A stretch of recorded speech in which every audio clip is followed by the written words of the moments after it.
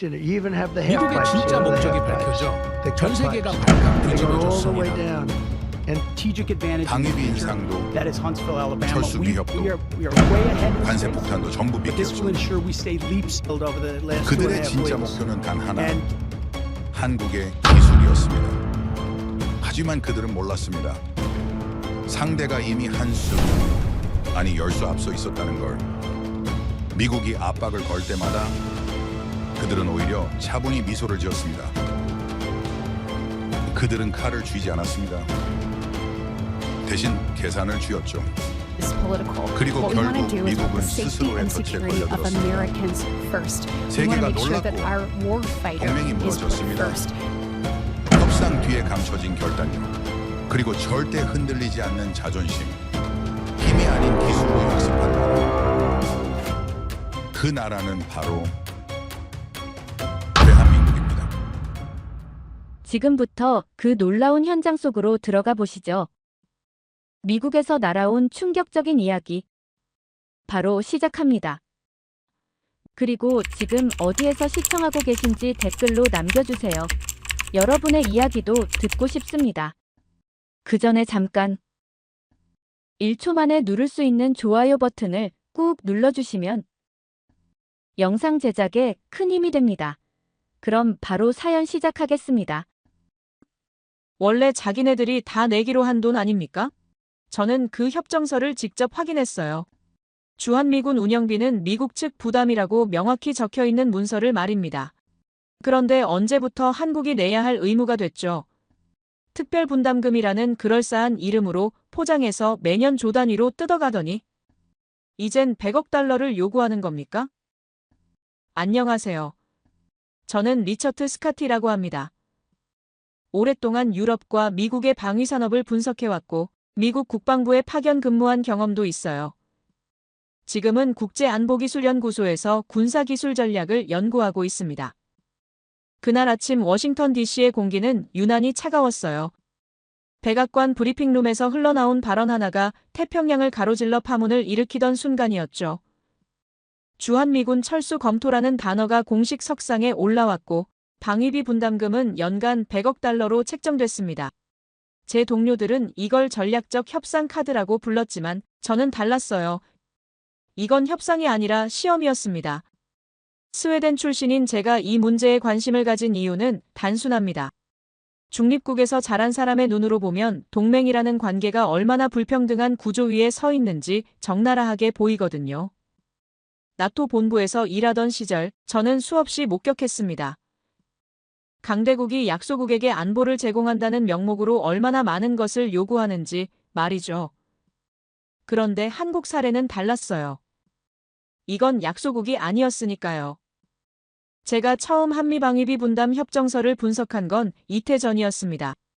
두께만 해도 800페이지가 넘는 문서였고 법률 용어와 군사 전문 용어가 뒤섞여 있어서 읽는 데만 한 달이 걸렸죠. 그런데 놀라운 사실을 발견했습니다. 원본 협정서 32페이지에 명확히 적혀 있더군요. 주한미군의 주둔 비용 일체는 미합 중국 정부가 부담한다고 말입니다. 특별분담금이라는 항목은 애초에 존재하지도 않았어요. 그렇다면 언제부터 한국이 돈을 내기 시작했을까요? 답은 간단합니다. 미국의 재정이 악화되기 시작한 시점부터였죠. 베트남 전쟁 이후 국방 예산이 폭증하고 중동에서의 끝없는 분쟁이 재정을 갉아먹기 시작하자 그때부터 동맹국들에게 손을 벌리기 시작한 겁니다. 처음엔 일본이었고 그 다음이 한국이었어요. 호의로 시작된 분담금은 어느새 의무가 됐고 의무는 다시 권리처럼 요구되기 시작했습니다. 저는 그날 오후 국방부 내부 회의에 참석했어요. 회의실 분위기는 묘하게 들떠 있었습니다. 한 고위 관계자가 말하더군요. 한국은 결국 굴복할 거라고 그들에겐 선택지가 없다고 말입니다.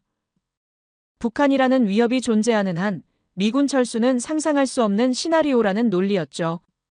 그 순간 저는 불편함을 느꼈어요. 이건 협상이 아니라 협박이었으니까요.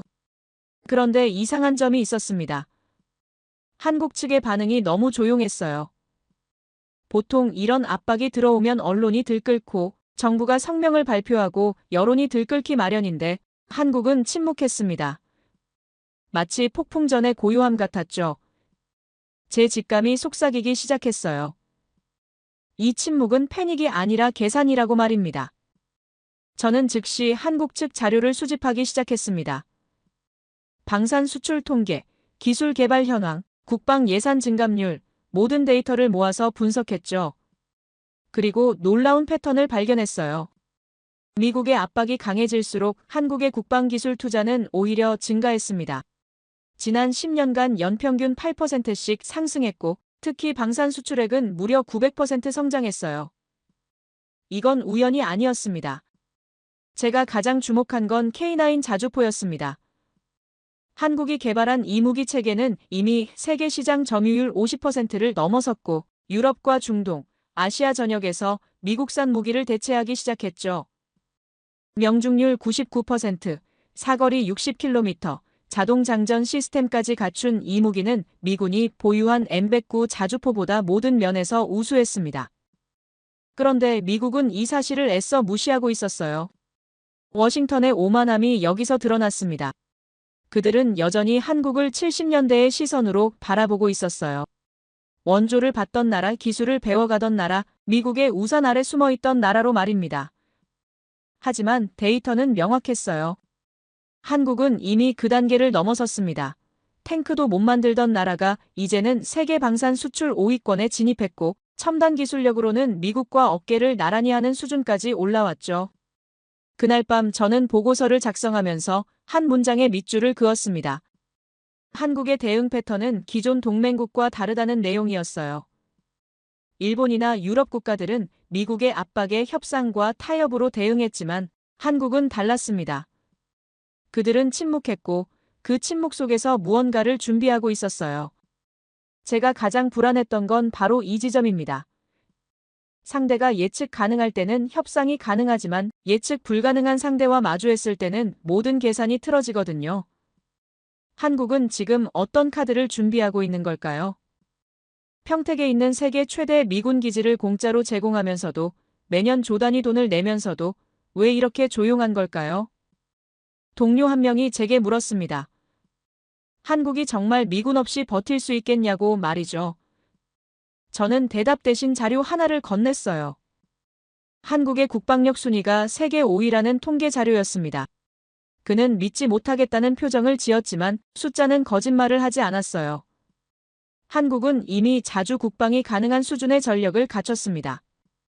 문제는 미국이 이 사실을 인정하지 않으려 한다는 겁니다. 인정하는 순간 협상 카드가 무력화되니까요.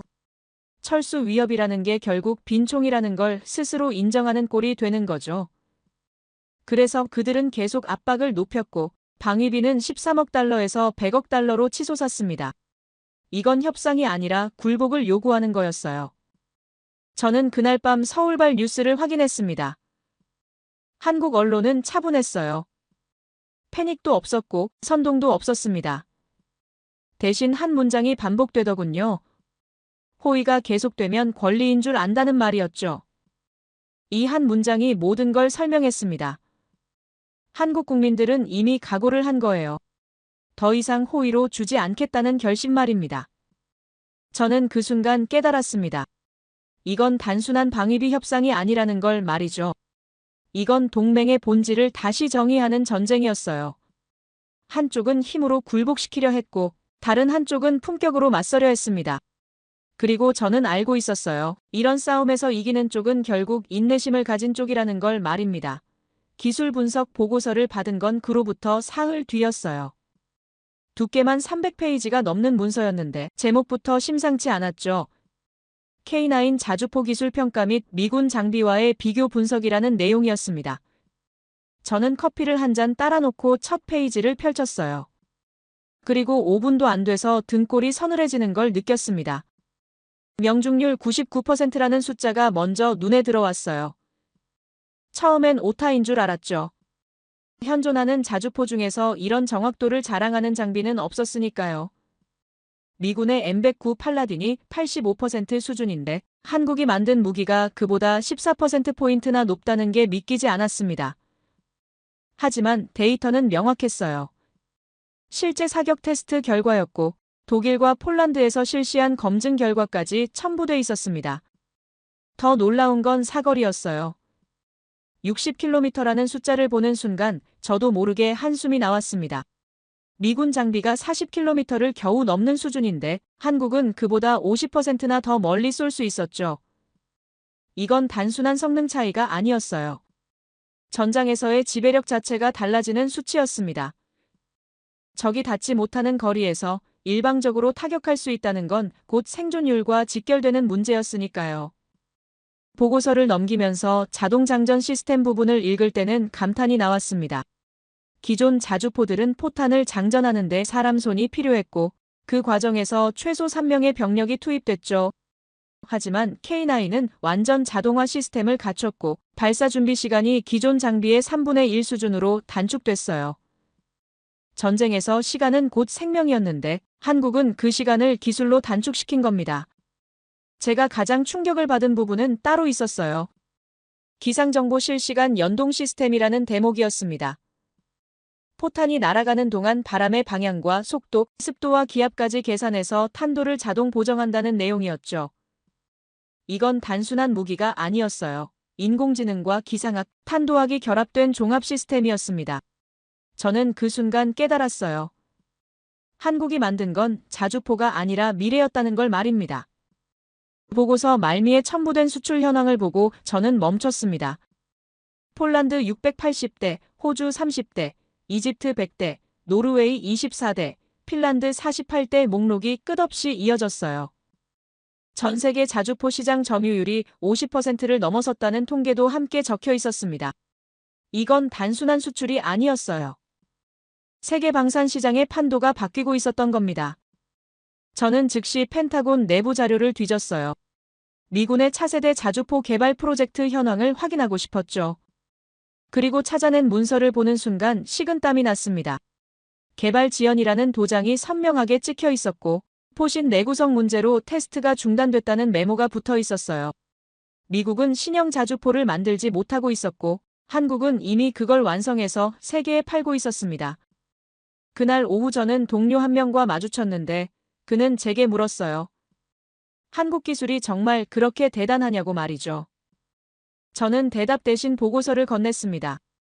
그는 10분쯤 읽더니 얼굴이 굳어지더군요. 그리고 중얼거렸어요. 이건 단순한 무기 수출이 아니라 기술 패권의 이동이라고 말입니다. 저도 같은 생각이었어요. 문제는 워싱턴이 이 사실을 인정하지 않으려 한다는 거였습니다. 회의실에서 고위 관계자들은 여전히 한국을 과거의 시선으로 바라봤어요. 기술을 배워가는 나라, 미국의 도움으로 성장한 나라라는 인식에서 벗어나지 못했죠. 하지만 데이터는 냉혹했습니다. 한국은 이미 스승을 넘어섰어요. 저는 그날 밤 한국 방산 기업들의 연구개발 투자 내역을 분석했습니다. 한화는 매년 매출의 10% 이상을 연구개발에 쏟아붓고 있었고 현대로템도 비슷한 수준이었어요. 이건 미국 방산 기업들의 평균 투자율보다 2배 이상 높은 수치였습니다. 그들은 단기 이익이 아니라 장기 기술 우위를 노리고 있었던 거예요. 더 놀라운 건 인력 구조였습니다. 한국 방산 기업의 연구개발 인력 중 박사학위 소지자 비율이 30%를 넘었어요. 미국이 15% 수준인 걸 감안하면 거의 2배였죠. 한국은 단순히 무기를 만드는 게 아니라 기술을 창조하고 있었습니다.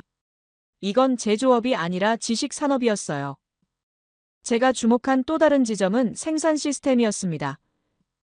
현대자동차의 메타플랜트 공장 자료를 입수했는데 그곳에선 23개의 인공지능 로봇이 차량을 자동 조립하고 있었어요. 놀라운 건 한 라인에서 전기차와 하이브리드 모델을 동시에 생산할 수 있다는 점이었습니다. 기존 자동차 공장들은 차종마다 별도 라인이 필요했는데 한국은 그 벽을 허물어버린 거죠. 연간 생산 능력이 50만 대라는 숫자를 보고 저는 고개를 저었어요. 이건 단순한 생산량이 아니었습니다. 미국 내 어떤 자동차 공장도 이런 효율성을 보여주지 못했죠. 한국은 제조업의 새로운 기준을 만들고 있었고 그 기준이 세계로 퍼져나가고 있었습니다. 저는 그날 밤 보고서를 작성하면서 한 문장을 반복해서 썼다 지웠어요. 한국의 기술력은 동맹 관계의 변수가 될 것이라는 내용이었습니다. 이건 단순한 예측이 아니었어요. 이미 현실이 되고 있었죠. 미국이 철수를 협박하는 동안 한국은 세계 시장을 장악하고 있었습니다. 댓글 하나가 제 눈길을 끌었어요. 한국 네티즌이 쓴 글이었는데 복무 시절엔 몰랐는데 끝장나는 자주포를 몰고 있었다는 내용이었습니다. 저는 씁쓸하게 웃었어요. 정작 한국 사람들도 자신들이 얼마나 대단한 기술을 가졌는지 몰랐던 거죠. 하지만 이젠 알게 될 겁니다. 세상이 그들을 주목하기 시작했으니까요. 저는 창밖을 바라보며 생각했습니다. 미국은 지금 엄청난 실수를 하고 있다고 말이죠. 기술로 앞서가는 나라를 압박으로 굴복시키려 한다는 게 얼마나 어리석은 짓인지 역사는 이미 증명했어요. 계약서 초안이 도착한 건 그로부터 일주일 뒤였어요. 180페이지 분량의 문서였는데 표지부터 예사롭지 않았습니다. K9 자주포, 미국 내 현지 생산 및 기술 협력 협정이라는 제목이 눈에 들어왔고 저는 첫 장을 넘기기도 전에 이상한 예감이 들었습니다.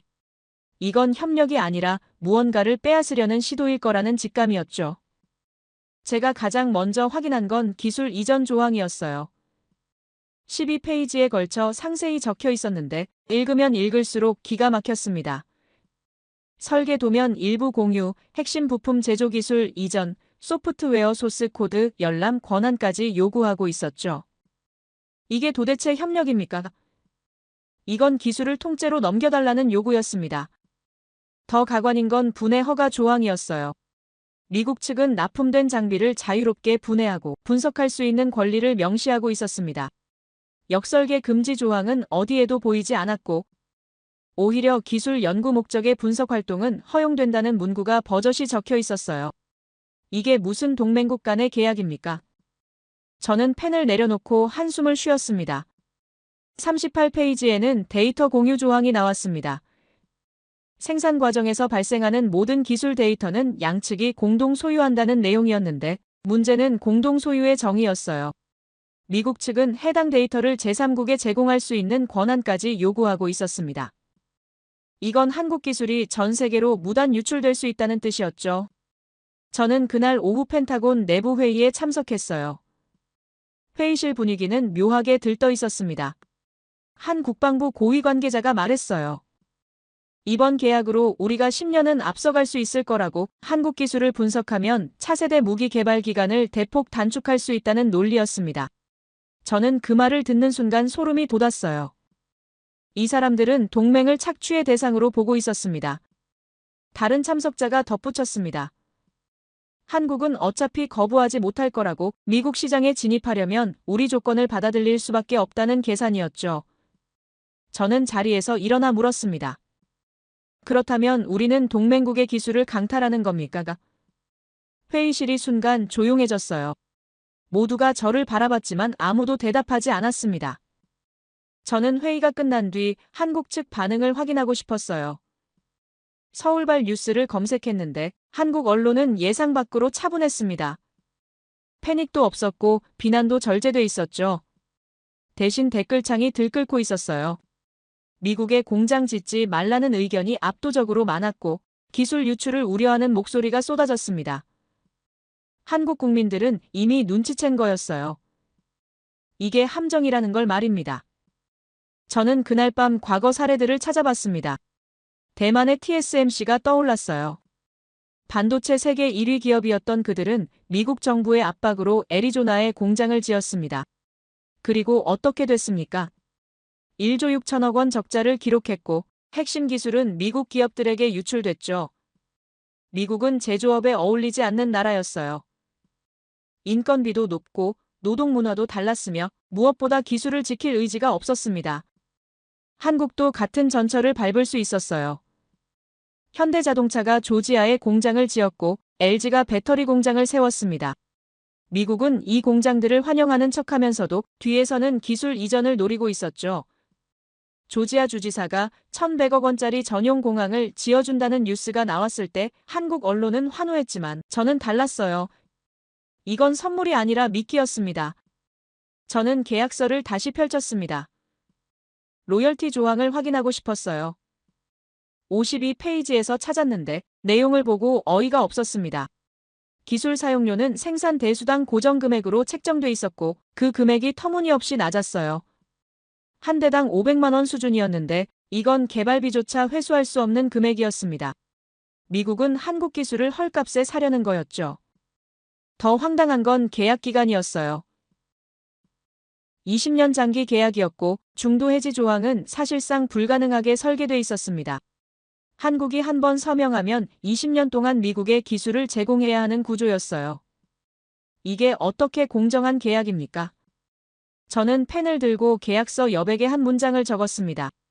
이건 협력이 아니라 약탈이라고 말입니다.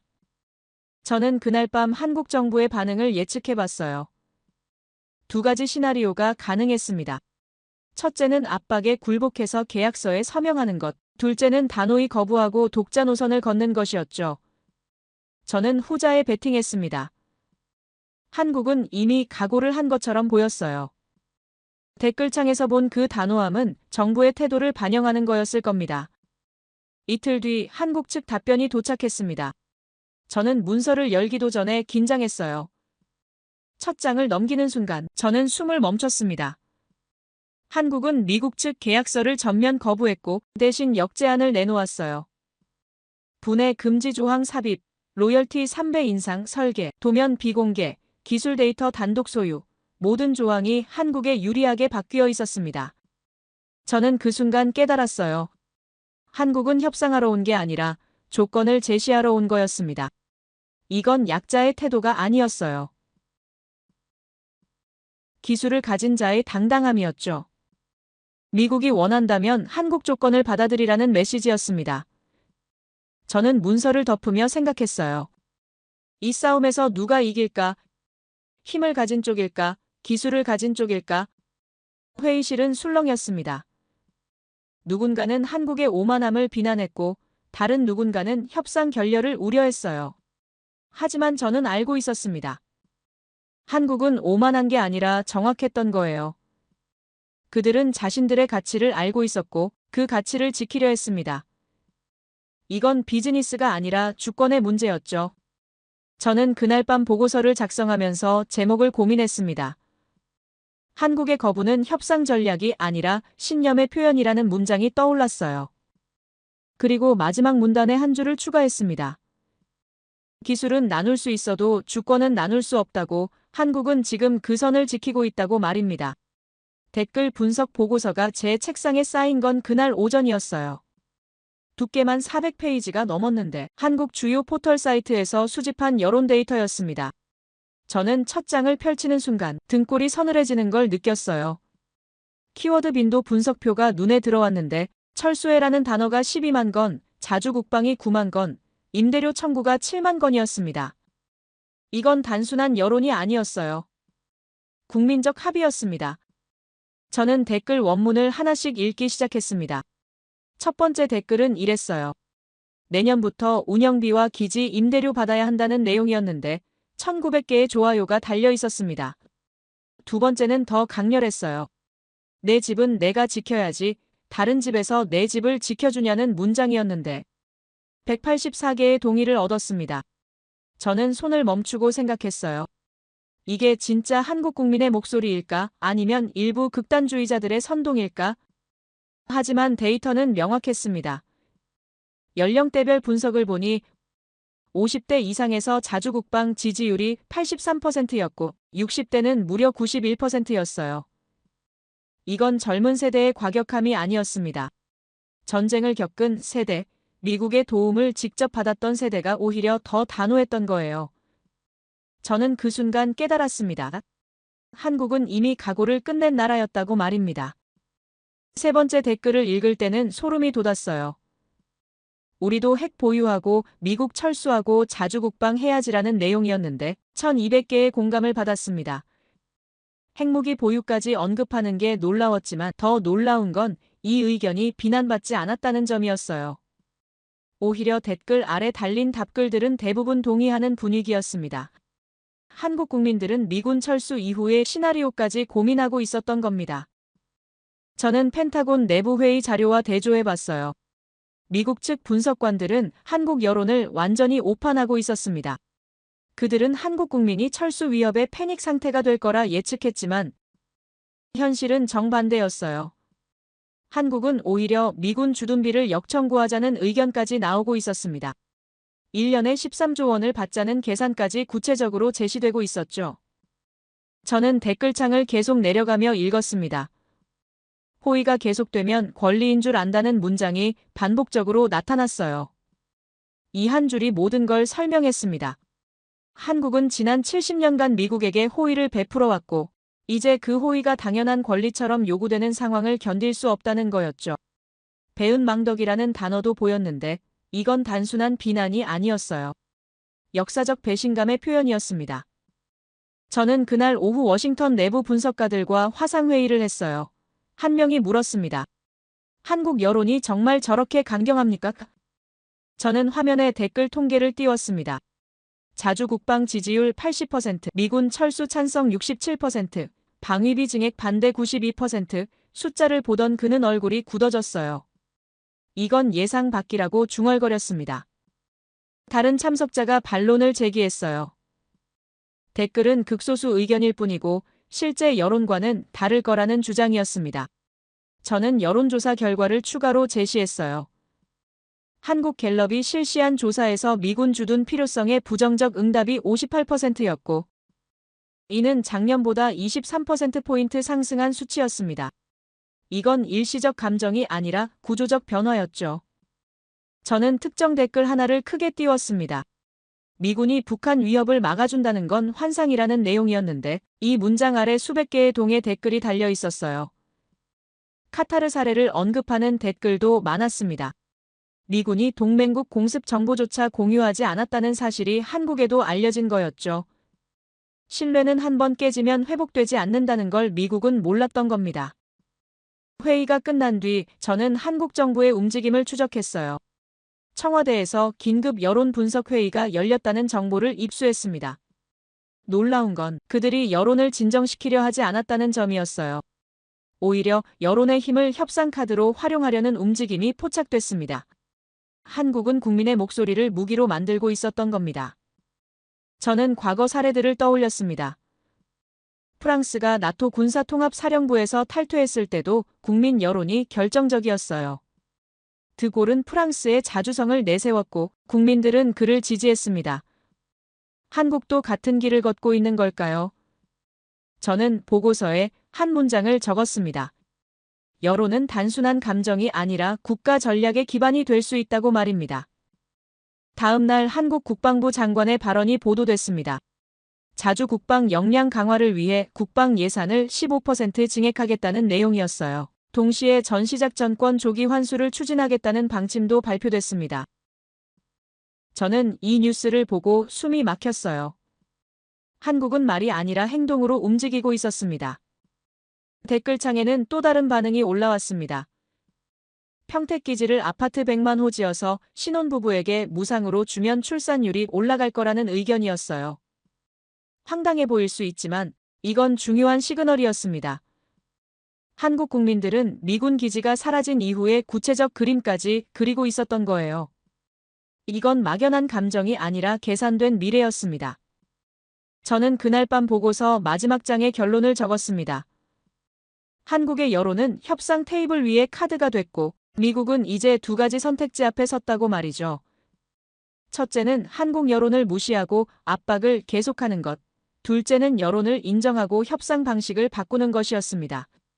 저는 후자를 택해야 한다고 썼지만 워싱턴이 들을지는 의문이었어요. 댓글 하나가 제 시선을 붙잡았습니다. 영원한 우방은 환타지라는 문장이었어요. 그 아래 달린 답글에는 소련에 속지 말고 미국을 믿지 마라는 옛 격언이 인용돼 있었습니다. 저는 창밖을 바라보며 생각했어요. 동맹이란 게 도대체 뭘까? 힘으로 유지되는 관계일까? 아니면 신뢰로 쌓이는 관계일까? 한국은 지금 그 질문에 답하고 있었습니다. 한국 측 최종 제안서가 도착한 건 협상 결렬 사흘 뒤였어요. 봉투 자체부터 달랐습니다. 미국 측이 보낸 평범한 갈색 봉투와 달리 한국 것은 검은색 양장 바인더에 담겨 있었고 표지에는 금박으로 대한민국 국방부 인장이 새겨져 있었어요. 저는 그걸 펼치기도 전에 직감했습니다. 이건 제안이 아니라 선언이 될 거라고 말입니다. 첫 페이지를 넘기는 순간 제 호흡이 멈췄어요. K9 자주포 수출 계약 조건 최종안이라는 제목 아래 한 문장이 적혀 있었습니다. 본 계약은 대한민국의 기술 주권을 전제로 하며 이는 어떠한 경우에도 양보 불가능한 원칙이라는 내용이었죠. 저는 그 문장을 3번 읽었어요. 이건 협상 문서가 아니었습니다. 독립선언문이었습니다. 제가 가장 먼저 확인한 건 분해 금지 조항이었습니다. 9페이지에 걸쳐 상세히 명시돼 있었는데 미국 측이 요구했던 분석 권한은 완전히 삭제돼 있었어요. 대신 납품된 장비를 무단으로 분해하거나 역설계할 경우 즉시 계약이 해지되며 위약금은 장비 총액의 5배라는 조항이 추가돼 있었습니다. 5배라는 숫자를 보는 순간 저는 입을 다물지 못했어요. 이건 경고가 아니라 선전포고였습니다. 로열티 조항은 더 가관이었습니다. 미국 측이 제시한 대당 500만 원은 흔적도 없이 사라졌고 새로운 금액이 적혀 있었어요. 1,500만 원이었습니다. 정확히 3배였죠. 하지만 여기서 끝이 아니었어요. 추가 조항이 있었습니다. 기술 유지 보수 비용은 별도 산정하며 연간 계약 금액의 12%를 부과한다는 내용이었죠. 저는 계산기를 두드렸어요. 미국이 1,000대를 도입한다면 로열티만 150억 원, 유지보수 비용까지 합치면 연간 200억 원이 넘었습니다. 저는 펜을 내려놓고 숨을 골랐습니다. 이건 비즈니스가 아니었어요.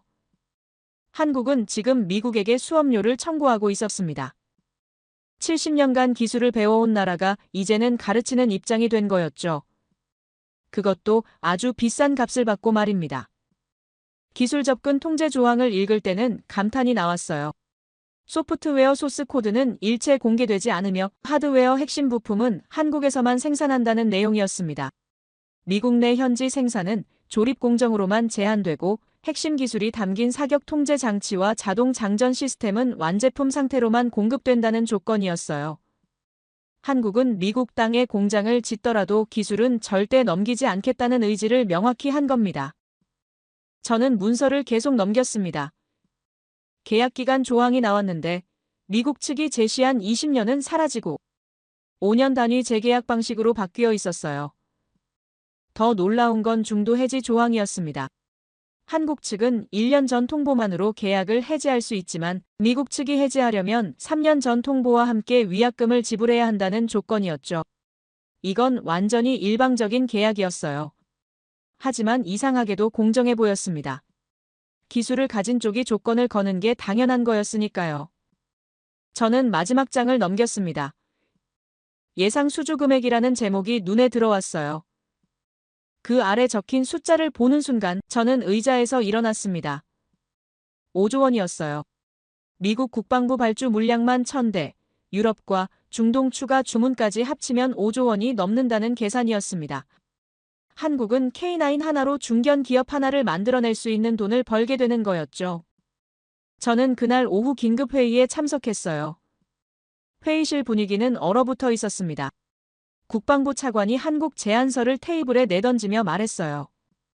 이건 모욕이라고 동맹국에게 이런 식으로 조건을 거는 게 말이 되느냐고 따졌습니다. 하지만 저는 다른 생각이었어요. 이건 모욕이 아니라 정당한 거래 조건이었습니다. 다른 참석자가 물었습니다. 그렇다면 우리가 러시아나 중국 무기를 사야 하느냐고 말이죠. 저는 자료를 꺼내 테이블 위에 펼쳤어요. 러시아 자주포는 사거리가 40km에 불과하고 명중률은 70% 수준이며 중국제는 신뢰성 검증조차 안 됐다는 데이터였습니다. 한국 무기가 비싸 보이지만 성능 대비 가격으로 따지면 오히려 저렴했어요. 미국이 자체 개발한다면 연구비만 수조 원이 들어갈 거였고 완성까지는 최소 10년이 걸릴 거였습니다. 회의는 2시간 넘게 이어졌습니다. 누군가는 한국 조건을 거부하자고 주장했고 다른 누군가는 협상 여지를 찾아보자고 제안했어요. 하지만 결론은 정해져 있었습니다. 미국은 선택지가 없었어요. 차세대 자주포가 필요했고 그걸 만들 수 있는 나라는 한국뿐이었으니까요. 저는 회의가 끝난 뒤 한국 언론을 확인했습니다. 수주 소식이 대서특필되고 있었어요. 한화 주가가 12% 급등했고 방산 관련 주식들이 일제히 상한가를 기록했습니다. 한국 경제 전문가들은 이번 계약이 국내 총생산을 0.3% 끌어올릴 거라 예측했어요. 5조 원이라는 돈은 단순한 수출 대금이 아니었습니다. 한국 경제 전체를 한 단계 도약시킬 발판이었죠. 저는 그날 밤 과거 자료를 뒤적였습니다. 한국이 처음 자주포를 개발하기 시작한 게 90년대 후반이었어요. 불과 30년 만에 세계 최고 수준까지 올라선 겁니다. 미국이 100년 넘게 쌓아온 기술을 한국은 3분의 1시간 만에 따라잡았고 이제는 추월했어요. 이게 어떻게 가능했을까요? 저는 한국 기업들의 연구개발 투자 그래프를 다시 봤습니다. 매년 증가하는 곡선이 모든 걸 설명했어요. 그들은 멈추지 않았던 겁니다. 문득 한 가지 의문이 들었습니다. 한국은 왜 이렇게 급하게 기술을 개발했을까요? 그 답은 간단했어요. 선택지가 없었으니까요. 북한이라는 위협이 눈앞에 있었고 미국이라는 우산은 언제 거칠지 모르는 상황이었습니다. 한국은 생존을 위해 기술을 개발한 거였고 그 절박함이 세계 최고 무기를 만들어낸 거였죠. 저는 제안서 마지막 장에 적힌 문구를 다시 읽었습니다. 기술은 주권이며 주권은 양도할 수 없다는 문장이었어요. 저는 펜을 들고 제 노트에 한 줄을 적었습니다. 한국은 오늘 기술로 독립을 선언했다고, 그리고 세계는 그 선언을 존중할 수밖에 없을 거라고 말입니다. 다음 날 아침 미국 국방부의 공식 답변이 발표됐습니다. 한국 측 제안을 검토하겠다는 내용이었는데 사실상 수용을 의미하는 거였어요. 워싱턴은 굴복한 게 아니라 현실을 인정한 겁니다. 기술을 가진 자가 조건을 거는 시대가 온 거였고 한국은 그 시대의 최전선에 서 있었습니다. 저는 창밖을 바라보며 생각했어요. 동맹이란 게 결국 힘의 균형 위에서만 유지되는 거라고 말입니다. 한쪽이 일방적으로 베푸는 관계는 동맹이 아니라 종속이었죠. 한국은 지금 그 균형을 바로잡고 있었고 5조 원이라는 숫자는 단순한 돈이 아니었습니다. 대등함의 증표였습니다. 관세 폭탄 예고 통보문이 도착한 건 계약서 합의 직후였습니다. 타이밍 자체가 의도적이었어요. 한국이 조금이라도 안도하는 순간을 노린 거였죠. 문서를 펼치는 순간 등골이 서늘해졌습니다. 한국산 방산 제품 및 첨단 기술 품목에 대한 25% 관세 부과 예고라는 제목이 선명했어요. 이건 경제 정책이 아니었습니다. 보복이었습니다. 백악관 브리핑룸에서 흘러나온 발언은 더 충격적이었어요. 대통령 경제보좌관이라는 자가 카메라 앞에서 말했습니다. 불공정 무역 관행을 가진 국가들에 대한 강력한 조치가 필요하다는 내용이었는데 그 목록에 한국이 포함돼 있었죠. 동맹국을 불공정 무역국으로 낙인 찍는 게 말이 됩니까? 회의실 분위기가 이상했습니다. 모두가 침묵했지만 그 침묵 속엔 묘한 만족감이 섞여 있었어요. 마치 복수를 완료한 듯한 분위기였습니다. 문제는 여기서 끝나지 않았습니다. 이틀 뒤 조지아주에서 사건이 터졌어요. 한국 LG 배터리 공장에 파견된 기술진 300명이 일제히 구금됐다는 소식이었습니다. 비자 문제라는 게 표면상 이유였지만 누가 봐도 핑계였어요. 사진이 언론에 공개됐는데 그걸 본 순간 숨이 막혔습니다. 발목에 족쇄가 채워진 한국인들의 모습이었어요. 이건 행정 조치가 아니었습니다. 공개 처형이었습니다. 회의실에서 누군가 말했습니다. 불법 체류 혐의라고, 법대로 한 것뿐이라고 변명했어요. 하지만 그 목소리엔 떨림이 없었습니다. 오히려 차갑고 계산적인 톤이었죠. 마치 체스말을 움직이듯 사람을 다루는 듯한 느낌이었어요. 동료 한 명이 사진을 가리키며 물었습니다. 족쇄까지 채울 필요가 있었느냐고 말이죠. 대답은 간단했습니다. 규정이라는 한마디였어요. 규정이라는 단어 뒤에 숨은 냉혹함이 소름 돋게 했습니다. 그날 밤 한국 언론이 들끓었습니다. 속지 말자는 해시태그가 실시간 검색어 1위를 차지했고 수갑 채운 장면을 잊지 말자는 문구가 포털 메인을 장식했어요. 한국 외교부가 긴급 성명을 발표했습니다. 동맹국 국민에 대한 비인도적 처우라는 표현이 담겨 있었는데 외교적 수사치고는 상당히 강경한 톤이었죠. 이건 항의가 아니라 선전포고에 가까웠습니다. 워싱턴 반응은 더 기가 막혔습니다. 국무부 대변인이 브리핑에서 말했어요. 법 집행 과정의 일부일 뿐이며 한국 측이 과민 반응하고 있다는 내용이었습니다. 과민 반응이라는 단어를 듣는 순간 분노가 치밀었어요. 300명이 족쇄에 묶인 게 과민 반응으로 치부될 문제입니까? 이건 외교가 아니었습니다. 모욕이었습니다. 펜타곤 내부 자료를 입수했습니다. 미군 아시아 방어망 재편 계획이라는 제목의 문서였는데 내용이 심상치 않았어요.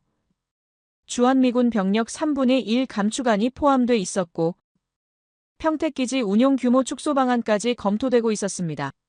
이건 협상 카드가 아니었어요. 실제 실행 계획이었죠. 한국을 압박하다가 정말로 철수할 수도 있겠다는 생각이 들었습니다. 하지만 이상한 점이 있었습니다. 같은 문서 말미에 북중러 삼각동맹 견제의 필요성이라는 항목이 붙어 있었어요. 주한미군 기지가 아시아 태평양 전략의 핵심 거점이며 철수 시 중국 견제가 사실상 불가능해진다는 분석이었습니다. 이건 모순이었어요. 필요하다면서 왜 철수를 검토합니까? 답은 간단했습니다. 한국을 굴복시키기 위한 블러핑이었던 겁니다. 조지아 구금 사건 여파는 예상보다 컸습니다. 한국 대기업들이 일제히 미국 투자 재검토에 들어갔어요. 삼성이 텍사스 반도체 공장 증서를 보류했고 현대차가 조지아 추가 투자 계획을 동결했습니다. LG는 아예 배터리 공장 생산 라인 일부를 한국으로 이전하겠다고 발표했어요. 이건 단순한 경제 결정이 아니었습니다. 신뢰의 붕괴였습니다. 워싱턴이 당황하기 시작했습니다. 상무부 장관이 긴급 기자회견을 열었는데 한국 기업들의 투자는 환영받고 있으며 구금 사건은 일선 실무 과정의 오해라고 해명했어요. 오해라는 단어가 또 나왔습니다. 족쇄가 오해입니까? 300명 구금이 실수입니까? 해명은 오히려 불신만 키웠습니다. 그날 밤 카타르 사례가 다시 회자되기 시작했습니다. 미군이 카타르 공군 기지를 사용하면서도 정작 공습 작전 정보는 공유하지 않았던 사건이었어요. 동맹국조차 믿지 못하는 미국의 행태가 재조명됐고 한국 언론은 이를 대대적으로 보도했습니다. 미국의 신뢰는 이미 바닥을 쳤고 구금 사건은 그 불신에 기름을 부은 격이었어요. 펜타곤 회의에서 누군가 물었습니다. 한국 반발이 예상보다 크다고 진정 조치가 필요하지 않겠느냐고 제안했어요. 하지만 국방부 고위 관계자는 고개를 저었습니다. 시간이 지나면 잠잠해질 거라는 계산이었죠. 그는 한국을 완전히 오판하고 있었습니다. 한국은 잠잠해지는 게 아니라 준비하고 있었어요. 한국 국방부가 긴급 성명을 발표했습니다. 전시작 전권 조기 환수를 위한 협상을 즉시 개시하겠다는 내용이었어요. 동시에 자주국방 역량 강화를 위해 국방 예산을 추가 증액하고 독자 무기체계 개발에 박차를 가하겠다는 방침도 밝혔습니다. 이건 항의가 아니었습니다. 독립선언이었습니다.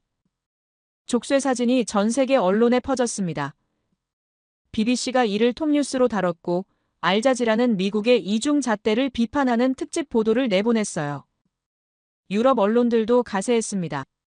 동맹국 기술자를 범죄자처럼 다루는 미국의 행태가 국제적 비난을 받기 시작한 겁니다. 고립되기 시작한 건 한국이 아니라 미국이었어요. 그날 밤 보고서를 작성하면서 한 문장이 떠올랐습니다. 쇠사슬로 사람을 묶을 순 있어도 기술과 자존은 묶을 수 없다는 말이었어요. 미국은 지금 엄청난 실수를 하고 있었습니다. 힘으로 굴복시킬 수 있다고 믿었지만 그 힘은 오히려 한국을 더 멀리 밀어내고 있었죠. 동맹은 신뢰로 유지되는데 신뢰를 스스로 부숴버린 겁니다. 조지아 주지사 발표가 나온 건 구금 사건 닷새 뒤였습니다. 1,100억 원 규모의 전용 공항 건설 계획이라는 뉴스가 터졌어요. 현대자동차 메타플랜트 전용 화물공항을 주 정부 예산으로 짓겠다는 내용이었죠.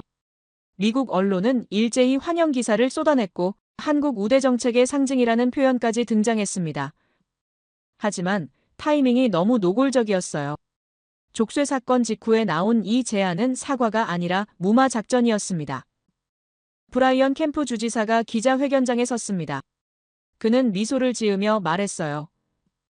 현대자동차의 성공적인 정착을 위해 주 정부가 최선을 다하겠다는 내용이었죠.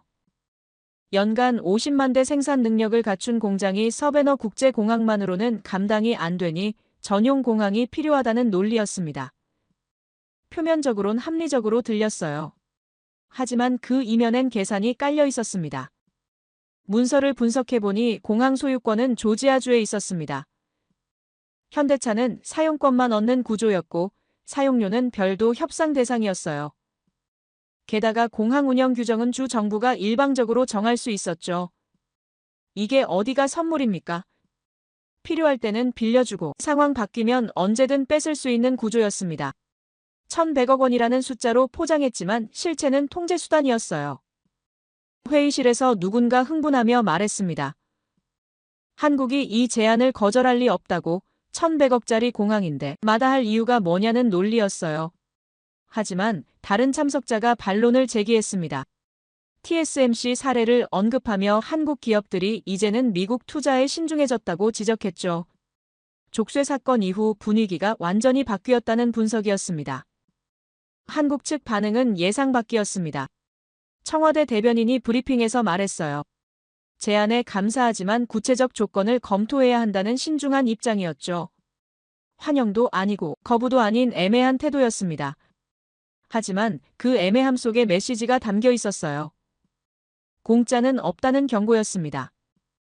이틀 뒤 한국 정부가 공식 입장을 발표했습니다. 공항 건설 협력은 환영하되 4가지 조건이 충족돼야 한다는 내용이었어요. 첫째는 기술자 비자 무제한 보장이었습니다. 더 이상 구금 사건 같은 일이 발생하지 않도록 외교적 면책 수준의 보호를 요구한 거였죠. 둘째는 기술 로열티 추가 상향이었습니다. 현지 생산으로 발생하는 모든 수익의 15%를 한국 본사가 가져가겠다는 조건이었어요. 셋째 조건은 더 파격적이었습니다. 공항 소유권 일부를 한국 측에 이전하라는 요구였어요. 최소 40% 지분을 현대차가 보유해야 한다는 조건이었죠. 이건 단순한 사용권이 아니라 실질적 통제권을 달라는 의미였습니다. 넷째는 기술 분해 금지 조항의 재확인이었습니다. 생산되는 모든 차량과 배터리에 대해 역설계 금지를 법적으로 보장하라는 요구였어요. 워싱턴이 발칵 뒤집혔습니다. 국무부 관계자가 긴급회의를 소집했고 한국의 요구가 과도하다는 의견이 쏟아졌어요. 누군가는 이게 협상이냐 최후 통첩이냐며 분노했고 다른 이는 한국이 선을 넘었다고 비난했습니다. 하지만 상무부 장관은 달랐어요. 그는 냉정하게 계산했습니다. 현대차와 LG가 빠져나가면 조지아주 경제가 무너진다는 보고서를 내밀며 타협이 필요하다고 주장했죠. 조지아 주지사 사무실이 더 난처한 상황에 몰렸습니다. 현대차 공장은 이미 4만 명의 일자리를 창출했고 협력업체까지 합치면 10만 명 이상이 관련돼 있었어요. 연간 20조 원의 경제 효과를 내는 공장이 흔들리면 주 경제 전체가 위기에 빠질 상황이었습니다. 캠프 주지사는 선택지가 없었어요. 한국 조건을 받아들이거나 공장을 잃거나 둘 중 하나였죠. 협상 테이블이 다시 차려졌습니다. 하지만 이번엔 분위기가 완전히 달랐어요. 미국 측이 조건을 제시하는 게 아니라 한국 측 요구를 수용할 방법을 찾는 자리였습니다. 비자 보장은 즉시 합의됐어요.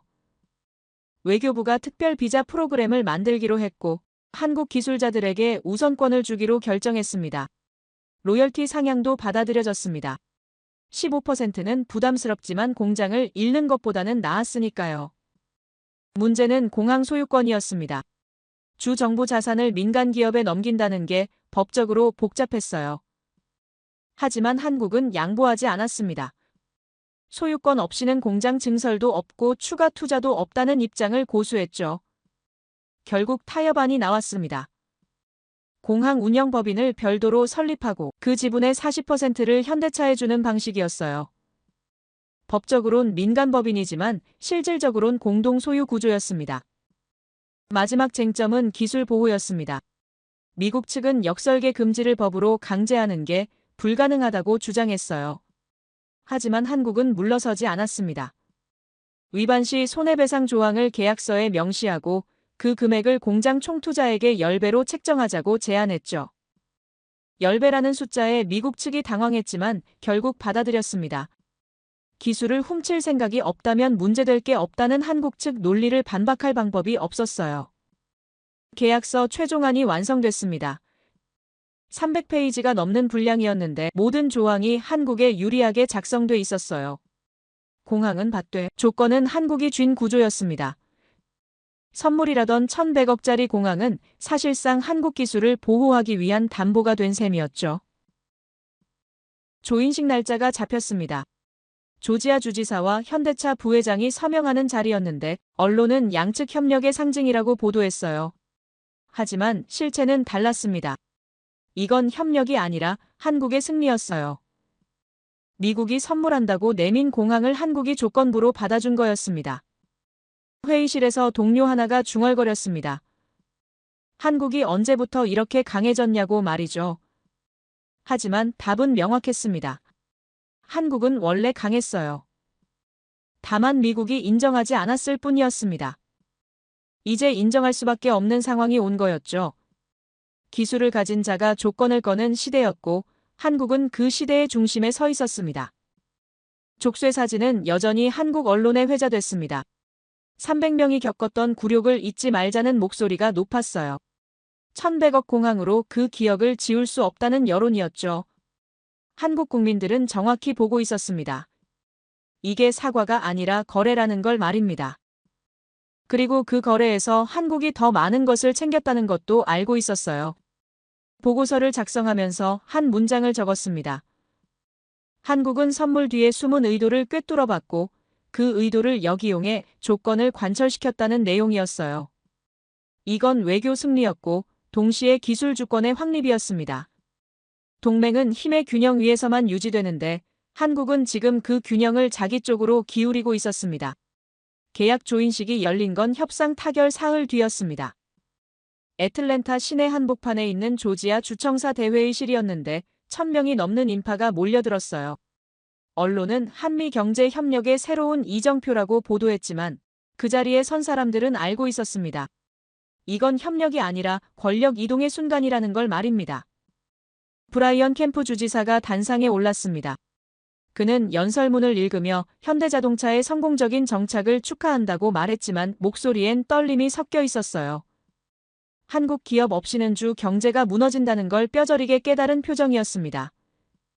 그 옆에 선 현대차 부회장은 달랐어요. 침착하고 당당한 자세로 서류에 서명했고 그 순간 플래시가 터졌습니다. 사진 한 장이 모든 걸 말해주고 있었어요. 누가 조건을 내걸었고 누가 받아들였는지 말입니다. 회의실 뒤편에서 지켜보던 유럽 외교관 한 명이 중얼거렸습니다. 한국이 이렇게까지 강해질 줄 몰랐다고 말이죠. 그의 눈빛엔 부러움이 담겨 있었어요. 독일도 프랑스도 미국 압박 앞에서 이렇게 당당하지 못했는데 한국은 오히려 조건을 역제시했다는 사실이 충격적이었던 겁니다. 동맹의 기준이 바뀌고 있었고 그 변화의 중심엔 한국이 서 있었습니다. 조인식이 끝난 뒤 국제 언론이 일제히 보도하기 시작했습니다.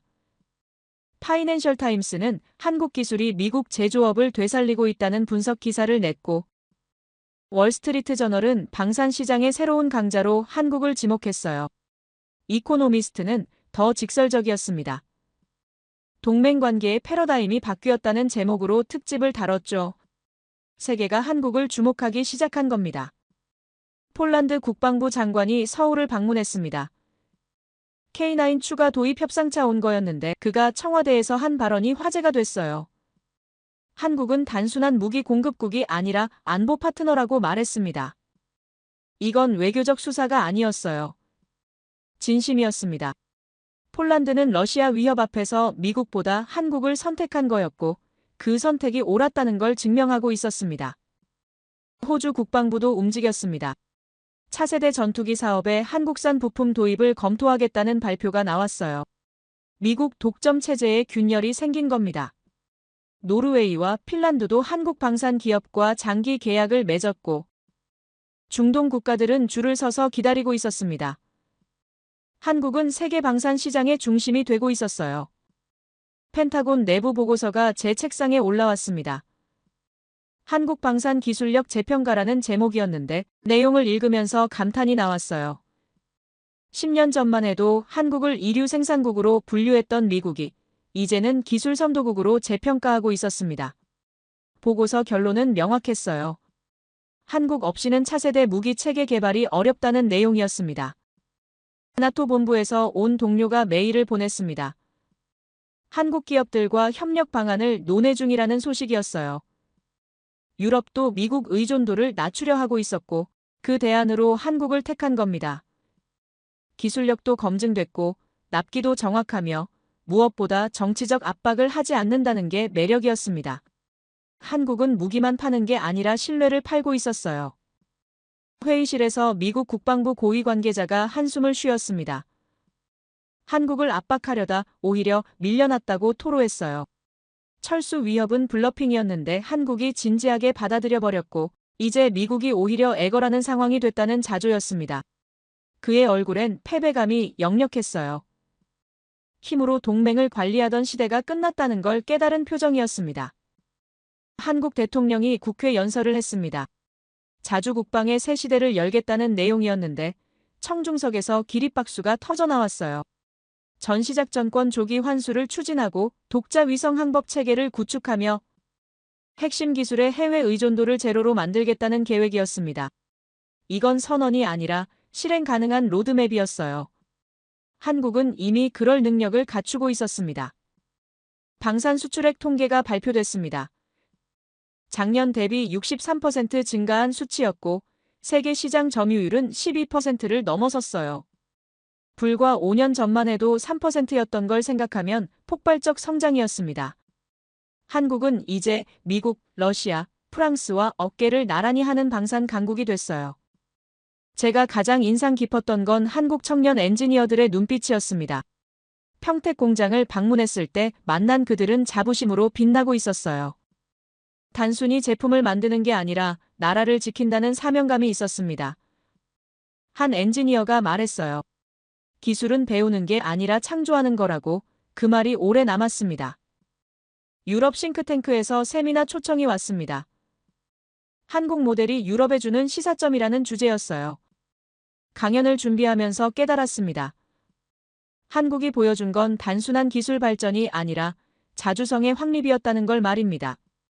압박 앞에서 굴복하지 않고 조건을 역제시하며 결국 동맹의 기준을 바꿔버린 과정이었어요. 워싱턴 분위기가 변하기 시작했습니다. 한국을 압박 대상이 아니라 협력 파트너로 대해야 한다는 목소리가 커졌어요. 국무부 정책 문서에 한국을 기술 동맹국으로 재분류하자는 제안이 포함됐고 실제로 통과될 가능성이 높아 보였습니다. 이건 미국의 양보가 아니었어요. 현실 인정이었습니다. 오늘 이 이야기를 기록하며 생각합니다. 동맹이란 게 결국 무엇인지 말입니다. 힘으로 유지되는 관계는 동맹이 아니라 복속이에요. 진짜 동맹은 상호 존중 위에 서는 겁니다. 한국은 그걸 보여줬고 세계는 배우고 있습니다. 20년 넘게 안보 분석을 해오면서 수많은 나라를 봤습니다. 강대국의 압박에 무릎 꿇는 나라도 봤고 저항하다 고립된 나라도 봤어요. 하지만 한국은 달랐습니다. 압박을 기회로 바꿨고 위기를 도약의 발판으로 삼았습니다. 이건 행운이 아니라 전략이었어요. 앞으로 한국이 어떤 길을 걸을지 궁금합니다. 기술 독립을 넘어 기술 패권으로 갈 수 있을까요? 자주국방을 넘어 안보 수출국이 될 수 있을까요? 가능하다고 봅니다. 한국은 이미 그 길을 걷고 있으니까요. 세계가 한국을 주목하고 있습니다. 부러워하는 눈빛으로, 배우려는 자세로 바라보고 있어요. 동맹의 기준이 바뀌었고 그 중심엔 한국이 서 있습니다. 더 이상 받는 나라가 아니라 주는 나라로, 따르는 나라가 아니라 이끄는 나라로 변모하고 있습니다. 한국이 앞으로도 이 길을 꾸준히 걸어가길 바랍니다. 기술로 주권을 지키고 품격으로 세계를 설득하는 나라로 남아주길 바랍니다. 그것이 진정한 강대국의 모습일 테니까요. 제 이야기를 끝까지 들어주셔서 감사합니다. 모두 안녕히 계세요. 오늘의 사연 어떻게 들으셨나요? 한 나라가 겉보기엔 조용히 하지만 속으론 얼마나 치열하게 버티고 있었는지 새삼 느껴지죠. 누구에게나 선택의 순간이 찾아오지만 그 선택이 어떤 결과를 낳을지는 아무도 모르는 것 같아요. 힘으로 밀어붙이던 쪽도 묵묵히 계산하던 쪽도 결국 자신이 옳다고 믿었겠죠. 하지만 세상은 늘 그렇게 단순하지 않잖아요. 누가 이겼다, 졌다보다 더 중요한 건 그 과정에서 무엇을 잃고 또 무엇을 지켜냈는가 아닐까요? 이 이야기를 들으며 한 가지는 확실히 느껴졌어요. 진짜 힘은 소리치는 데서 나오지 않는다는 거요. 아무 말 없이 자신을 지켜내는 용기, 그게 어쩌면 세상을 바꾸는 시작일지도 모르겠습니다. 여러분은 어떻게 생각하시나요? 여러분의 생각을 아래 댓글에 남겨주세요. 그리고 감동적인 사연을 주변 사람들과 공유하고 함께 이야기 나눠보세요. 마지막으로 1초밖에 걸리지 않는 구독과 좋아요, 알림 설정은 영상 제작에 큰 힘이 됩니다. 지금까지 감동을 담아 여러분께 진심을 전하는 감동담기였습니다. 오늘 하루도 행복한 하루 보내세요.